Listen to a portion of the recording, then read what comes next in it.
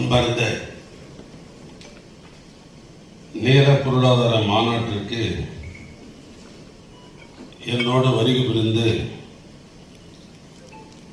இங்கே சிறப்பு சேர்த்திருக்கிற சென்னை துறைமுகம் மற்றும் காமராஜர் துறைமுகத்தினுடைய ஆணைய தலைவர்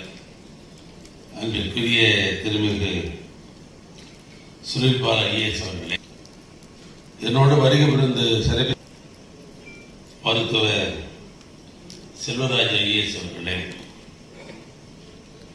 தமிழ்நாடு கடற்சாலை வாரியத்தினுடைய முதன்மை செயலாளர், இந்த